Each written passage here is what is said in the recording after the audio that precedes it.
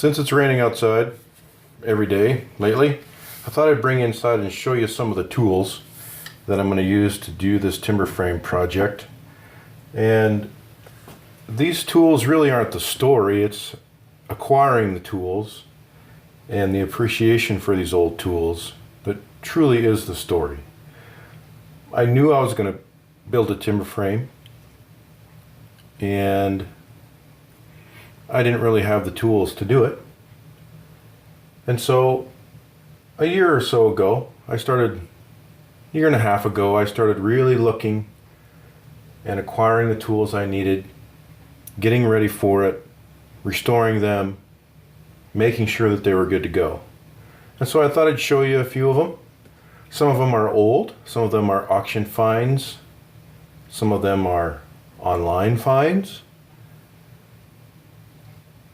and some of them are barn finds that I just stumbled across and got lucky. You're familiar with the base, the new oak base that I made for the boring machine. If you haven't seen that series of videos, be sure and check that out. That was a pretty fun project, and the boring machine turned out awesome. The boring machine I did find online through a old tool supplier. It was in pretty tough shape. Took me quite a while to get it in the shape it's in now. You saw me restore this 2-inch auger bit. I do have a couple of them that goes with the machine, and a 1-inch. I did a video on how to sharpen those. If you haven't checked that video out, make sure you do so. Recently found this old Texto draw knife made in the USA. Great old company that used to make draw knives. I'm not sure if they still do or not. Really an incredible find. It's actually in really great shape. It's an 8-inch. Got a slight curve, but it needs a hone. Maybe I'll show you guys how to do that. There's a few videos out there on how to do that. Probably, I'm guessing. But maybe we'll do one on how to hone that up. They're not real tricky, but might not be straightforward to some of you. This tool is an auction find. This is an old slick that I found in the middle of Wyoming. If you follow me on Instagram, you'll know the story, but this tool, I believe, was made for an old carpenter that worked in Minnesota. Twin Cities area, Minneapolis, St. Paul, a little north of there, back in 1906.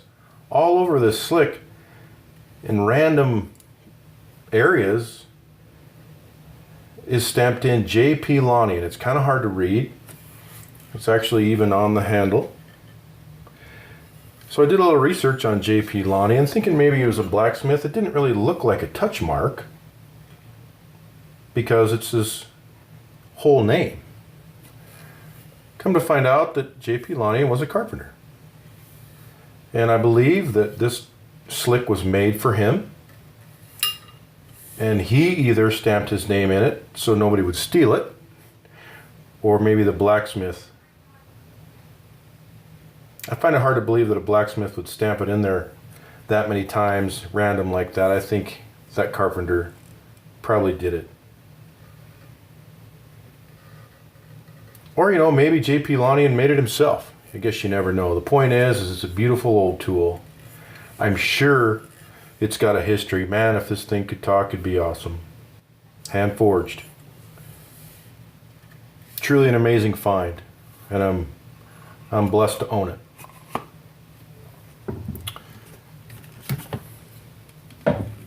This was also an auction find, hand forged corner chisel. This thing is in rough shape, kind of still. I've been working on it quite a bit. It almost looked like whoever had this was using it to chip rocks or something. Hand forged, no maker's mark. At least I can't find one. But you can see the tooling. This was made by a hand of a craftsman, that's for sure. I may use this on the timber frame, just to show you guys how it works. Do you guys know what this is? I'll give you a hint. Wagon wheelwrights used to use these all the time. And they're actually very accurate. If you know what it is, put it in the comments below. I can't make it that easy for you. I do have some new tools that I'm going to use. I decided to purchase an awesome set of chisels from John Neiman from the Autine Forge in Latvia. John Neiman used to be partnered with John Neiman Tools. He broke off with that company, started his own forge called the Autine Forge. But make no mistake, John Neiman is the blacksmith. He is the craftsman making Autine tools. He made this set of chisels for me. I'm truly blessed that he decided to do that for me. This is the slick that he made for me. I also have a 1-inch chisel.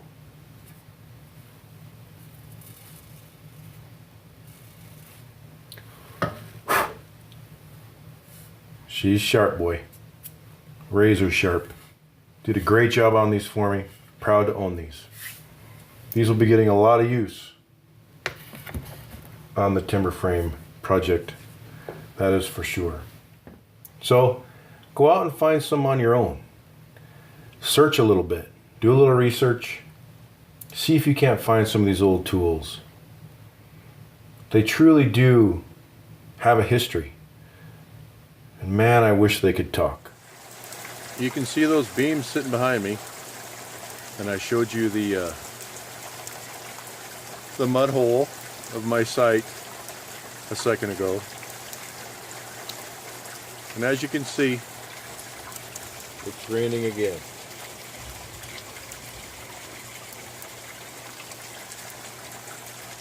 So we're struggling to get stuff done outside. But I promise we'll get to it as soon as it stops raining.